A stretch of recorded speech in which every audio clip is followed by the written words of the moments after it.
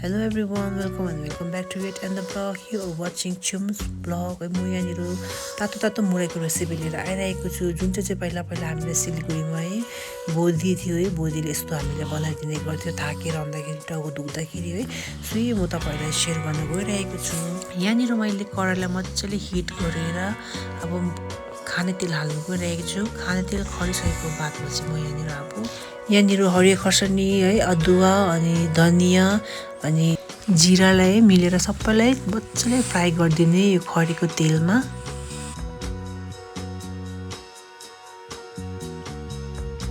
नुन पनि हालिदिने। अब चाहिँ चारैपट्टिबाट सबैलाई मजाले चलाउने है, चरचर गरेर मजाले भुट्ने है, फ्राई गर्ने। सो अब हेर्नुस् यहाँनिर मजाले फ्राई भइसकेको छ।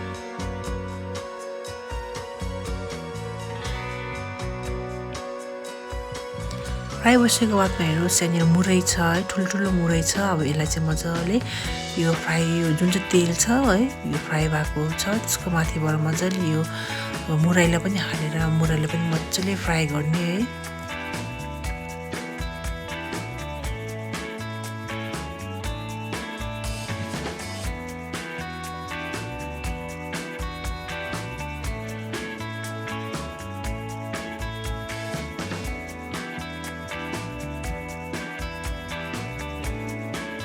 यहाँनिर चाहिँ हेर्नुहोस् मुराई सबै हालेर म चारैपट्टिबाट फेरि फ्राई गर्दैछु है।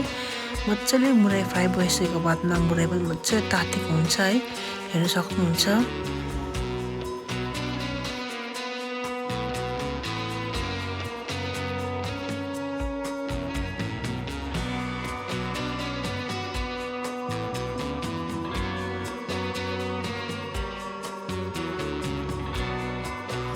यहाँनिर म अब भुजा पनि एड गर्न गइरहेको छु है। यसलाई मजाले फेरि चारैपट्टिबाट चलाइदिने।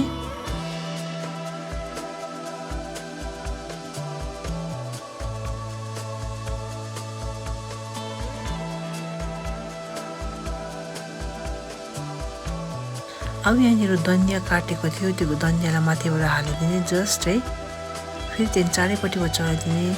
हेर्न सक्नुहुन्छ यहाँनिर हाम्रो बेङ्गाली स्टाइल यो भुटेको मुराई मजाले रेडी भइसकेको छ। यहाँ चाहिँ अब हामी लन्चमा चियासँग खाइरहेको छ। Thank you for watching.